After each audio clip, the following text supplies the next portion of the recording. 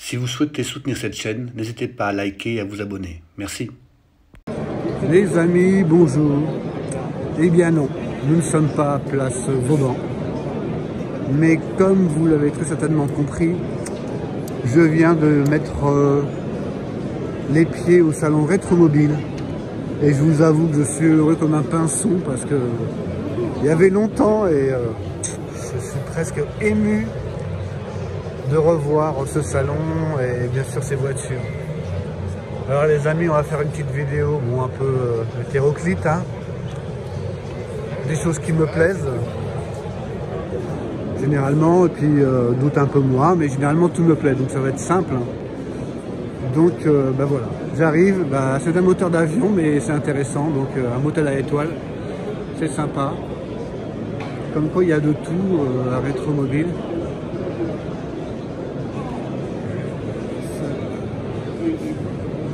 Allez, c'est parti les amis, on se retrouve dans quelques minutes. Les amis, nous sommes au stand Bugatti, en tout cas un des stands Bugatti, et nous avons devant les yeux un Type 25 de 1922. Alors vous connaissez un peu mon goût pour les voitures anciennes, et je tends à partir un peu vers les tough. Bon alors je dis pas qu'une Bugatti c'est un tough parce que ce sont des voitures qui ont été très performantes à l'époque et qui le restent, motorisées, en tout cas qui ont une motorisation très performante. Et ce sont des moteurs extraordinaires. Mais c'est vrai que j'apprécie de plus en plus ces voitures d'avant-guerre. On dirait vraiment un bateau à l'arrière. C'est incroyable. Deux petites places à l'arrière pour les enfants, j'imagine. Pour qui peut monter derrière.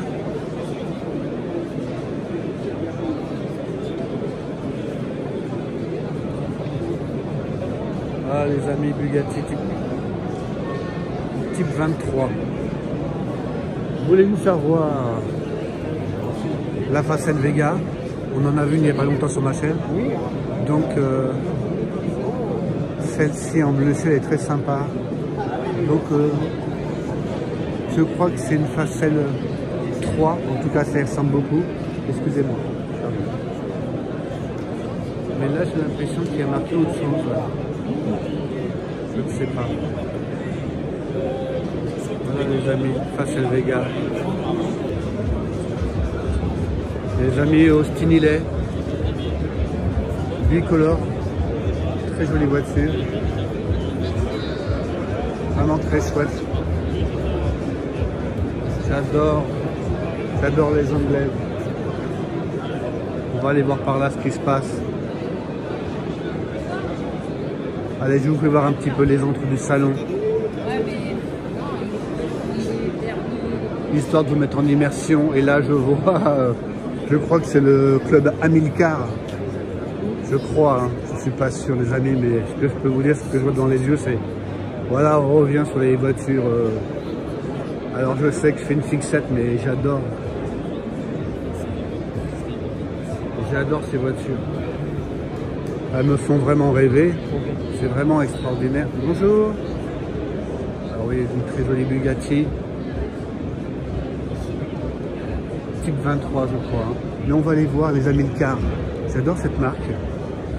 Avec ce bleu ciel là qui me fait penser à Talbot Lago que j'avais filmé il y a quelques années. Qui était tout simplement magnifique. Amilcar. Elles sont vraiment géniales. J'adore. J'adore ces vieilles voitures de course. Elles me parlent beaucoup. C'est très certainement pour ça que j'ai acheté la Moss Monaco. Elles me font vraiment rêver. Je crois que je suis aux anges là, les amis. Vraiment super. Regardez-moi ça. Comment c'est beau cet alignement. Vraiment des très jolies voitures. Hop là. Voilà la perspective. L'enfilade.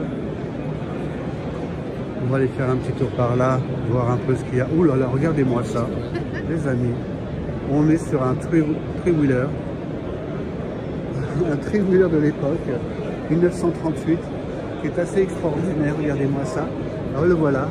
C'est un Castarette, j'imagine, 1938. C'est assez rare, j'imagine. Castarette spécial. On va aller le voir. Hein. Là, je bloque vraiment sur vraiment des anciennes, vraiment anciennes. J'espère que ça vous plaît. Mais on est quand même sur des pièces historiques et ça mérite le détour quand même. Regardez-moi ça. Pardon, excusez-moi. C'est vraiment extraordinaire. Donc en fin de compte, c'est une base de moto comme vous pouvez le voir. On voit la moto. Incroyable, regardez, vous voyez. Et ce capot moteur ou ce capot moto. Et cette bouille devant qui est quand même assez extraordinaire. Vraiment formidable. On continue.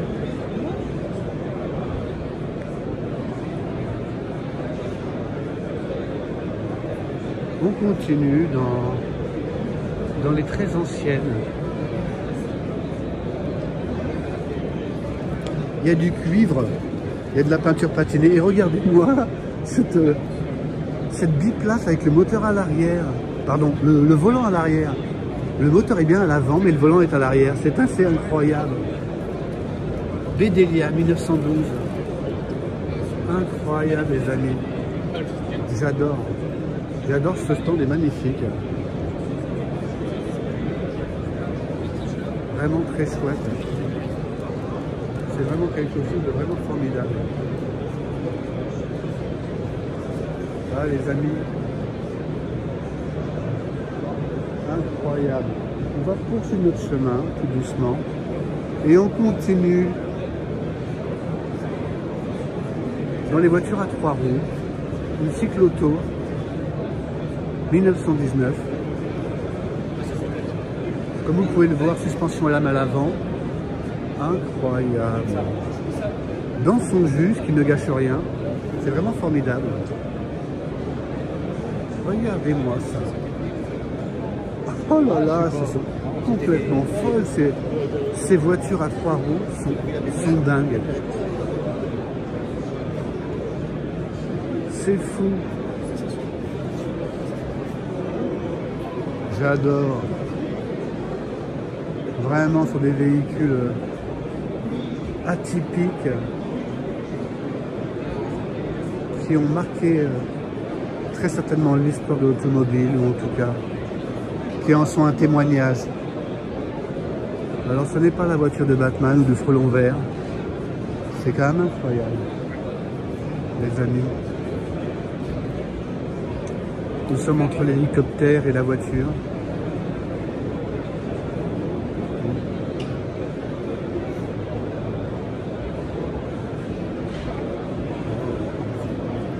Incroyable, c'est dingue, hein.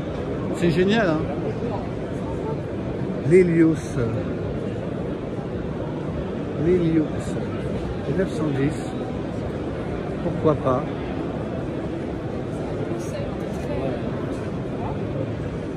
Ici.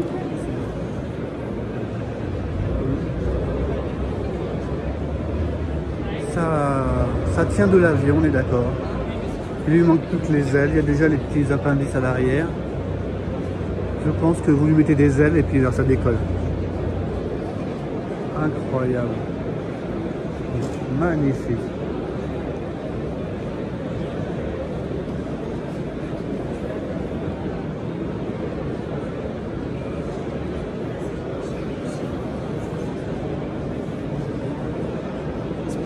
C'est vraiment des voitures extraordinaires.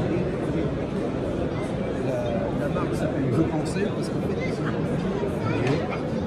Sous les 3 roues, on voit l'emplacement de la roue arrière. Là les amis, vraiment un stand extraordinaire. Les amis, c'est une AC, et non, ce n'est pas une AC Cobra, c'est une AC sociale de 1914. Alors c'est aussi un 3 roues. Donc j'ai parlé avec une association de voitures anciennes qui vont venir à Montlhéry au mois de mai, avec les véhicules que vous avez vus. Les véhicules que vous avez vus juste avant ceci vont tourner à Montlhéry au mois de mai. Donc je vous invite tous à venir à Montlhéry au mois de mai, au Revolver, je ne sais plus trop quoi. Là. Donc il y a un rassemblement où tous ces véhicules vont tourner. Regardez-moi ça.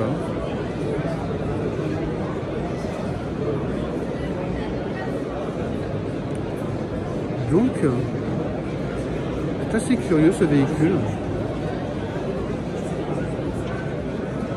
Fait sur une base, on dirait un véhicule pliable. C'est assez curieux. Je vais aller voir un peu la fiche technique parce que ça mérite de... Donc les amis, après avoir consulté la fiche technique du véhicule, bon, il s'agirait de véhicules qui pouvaient être héliportés et donc projetés dans les zones de guerre. Et donc ce véhicule est à la base une grande malle qui pouvait être portée par des militaires. Et comme vous pouvez le voir, la malle s'ouvre et vous pouvez déplier la voiture. Vous pouvez déplier la voiture pour vous en servir. Les Anglais sont fous, les amis, les Anglais sont fous et ils sont géniaux. On leur a mis une branlée hier soir au rugby, on est les champions, mais pour les voitures quand même, ils sont assez dingues.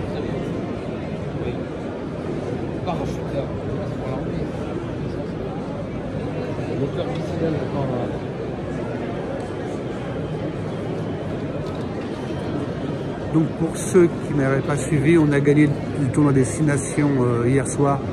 Donc c'est pour ça que je parlais de la défaite des Anglais. Nos meilleurs amis et nos meilleurs ennemis. Surtout nos meilleurs ennemis.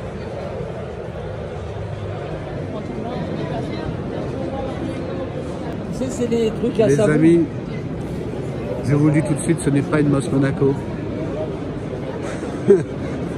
C'est une baignoire motorisée. C'est assez fou.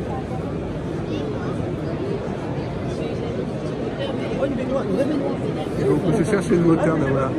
Pardon. Comme vous pouvez le voir, le moteur se trouve sur la roue arrière du vélo. Donc Prescott Number Bugatti. C'est génial. Oh là là, c'est trop fort. Trop fort.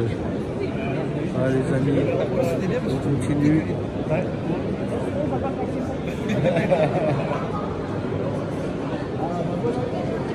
Ah ce salon est dingue les amis.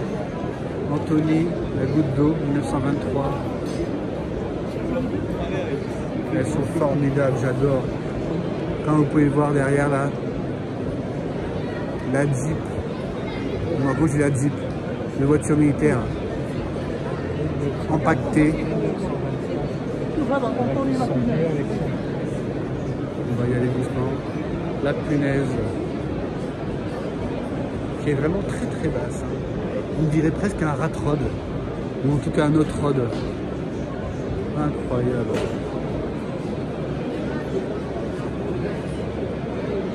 Formidable. Tout en bois, on voit la texture du bois sur la peinture. Jean Plainte.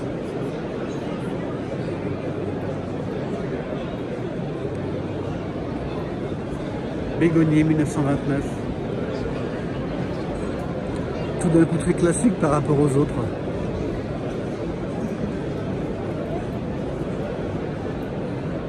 Franchement c'est génial. Franchement, j'adore, j'adore.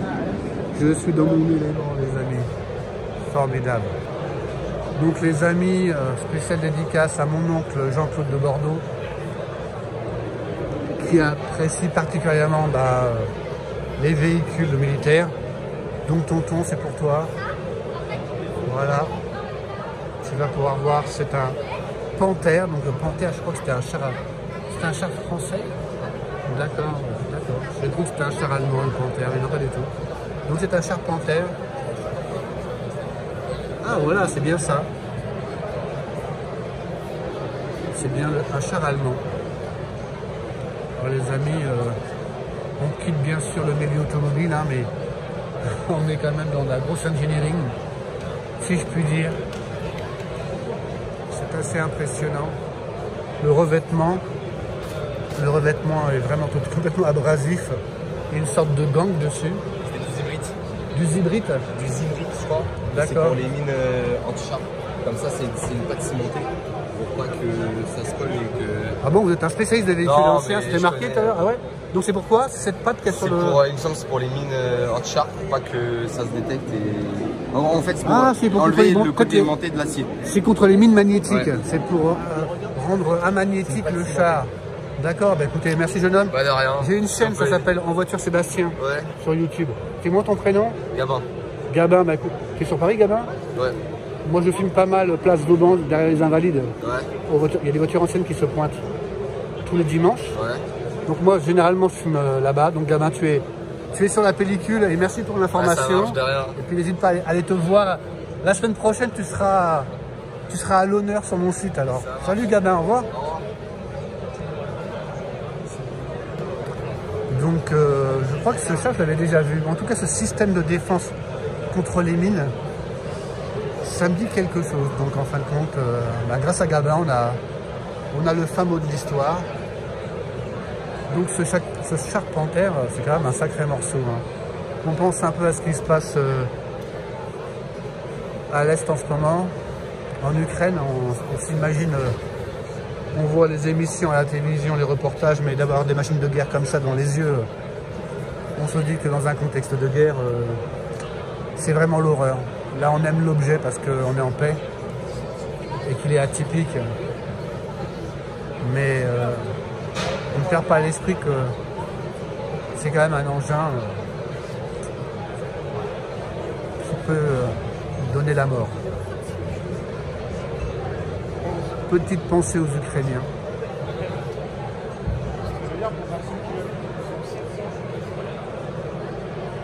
Donc là, vous avez un véhicule grue américain, comme vous pouvez le voir. On voit l'étoile. On voit la croix de Lorraine sur la porte. Si on va aller voir un petit peu l'avant du véhicule, donc on est dans la grosse mécanique les amis, hein, avec les crochets, les hooks, le mouflage.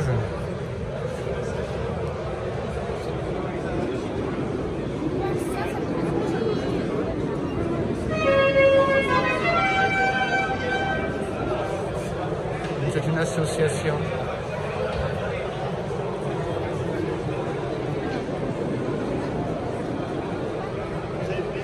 On va savoir un peu le moteur. Donc comme vous pouvez le voir, c'est assez haut. Hein. Il faut grimper, les enfants sont heureux. Bien sûr, bien sûr.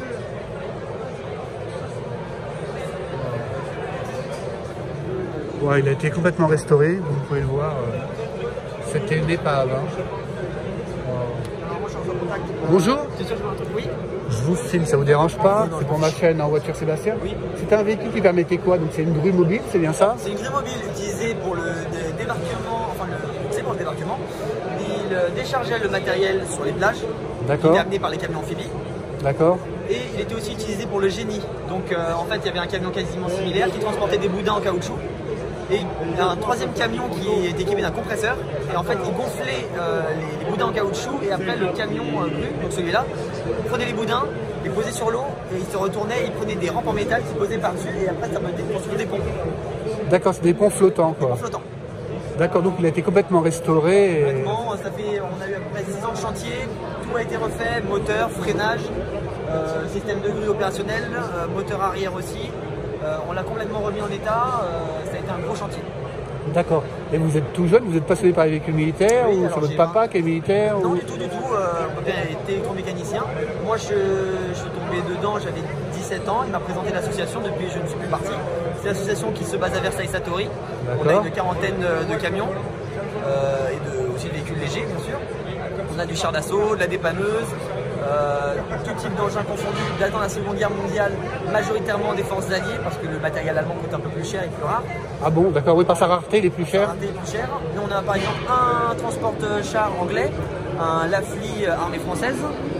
Et après, bien sûr, on a donc l'américain, donc char d'assaut, dépanneuses blindées, dépanneurs légers, JMC, Dodge. La totale, quoi. La totale. Vous êtes nombreux dans votre association? On a à peu près une centaine de membres, mais ouais. Au niveau actif, on est à peu près une quarantaine. On a maintenant beaucoup de jeunes qui sont arrivés. Et on forme sur la mécanique, sur la carrosserie, sur l'électricité, et ils s'occupent après d'entretenir le matériel et d'apprendre. C'est quoi ton prénom? Thibaut. Thibaut, t'as un super look. Oui. Bah, ça va avec, tu me diras. Oui, voilà. Donc, on va voir un petit peu comme ça. Ah ouais, carrément. Ouais. Non, c'est génial, c'est génial. Voilà. C'est. Et après, donc, les jeunes travaillent et présentent le matériel et ils sont présents pour la préparation du stand et le départ des véhicules, et après on se tournera au club pour... écoute, c'est super. Écoute, merci pour cet échange et ce partage. Et je dis peut-être à une prochaine fois quand vous voulez. Dans d'autres salons ou peut-être à... venir chez nous si vous voulez venir visiter, il n'y a pas de problème. C'est où? Tu m'as dit, alors redis-moi. Versailles Satori. Versailles Satori, pourquoi pas là? Le secteur militaire de Versailles, en fait, on prend au rond-point en direction du service technique de l'armée de terre. Et c'est juste avant. Et les samedis, c'est ouvert au public, n'importe qui peut venir visiter. Pourquoi pas? Je te remercie beaucoup de cet échange. Voilà les amis, des super clubs, des super associations qui restaurent le patrimoine militaire. Génial. Petite dédicace à mon cousin Dominique qui est passionné par les plaques publicitaires émaillées. Voilà Dominique pour toi, je te fais voir un pléthore de plaques émaillées. J'espère que ça te fait plaisir et je t'embrasse. Les amis, rebonjour. J'ai eu la chance de pouvoir rentrer dans le stand Arcurial, pardon. Donc je vais faire une petite passe sur certaines voitures. Il y a beaucoup de voitures, je ne vous le cache pas. C'est une vidéo qui pourrait durer beaucoup d'heures. Donc je vais quand même passer un peu rapidement parce que sinon, bon, vous m'avez compris. Donc je vais y aller sur mes coups de cœur parce qu'il y a beaucoup de... Comme vous pouvez le voir, comme vous allez le voir, il y a beaucoup de voitures. Donc nous avons de la McLaren. Bon, je vais passer un peu sur les voitures assez entre guillemets classiques, du moins modernes, et me concentrer sur les voitures d'exception. Mais je vous avoue que il y en a de partout, donc de toute façon ça va être pas une tannée à filmer parce que c'est toujours un plaisir, mais ça va être un petit peu compliqué à faire des choix parce que tout est bien. Donc les amis, on y va, c'est parti. Alors là nous sommes devant une très jolie Lotus X11 Le Mans série 2. Donc on est vraiment sur des véhicules d'exception historique. Donc voilou. Bon là on est devant, j'allais dire une AC Cobra, mais c'en est pas une, mais ça ressemble beaucoup. Bah, ça ressemble beaucoup. C'est dans la même veine que AC Cobra, quoi. Donc on va aller voir tout de suite avant que je dise. C'est une Jaguar Nobly. C'est une Jaguar Nobly. Donc des véhicules assez extraordinaires. Typé course. Ici, waouh, ravissante. Qui a donc été vendue, c'est une Simca 1500 Speeder de 1950. Donc c'est une Simca qui est partie entre 250 000 et 300 000 euros. Hein. On est donc, qu'on soit bien d'accord, nous sommes sur un stand de voitures de collection historique. Et donc ce sont, on est d'accord, des pépites.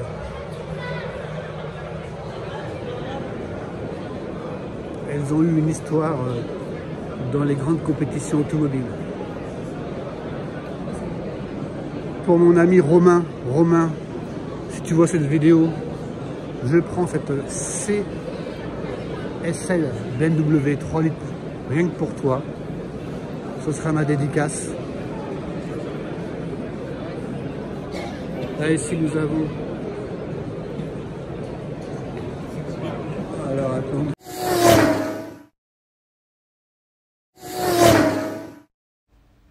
Si vous souhaitez soutenir cette chaîne, n'hésitez pas à liker et à vous abonner. Merci.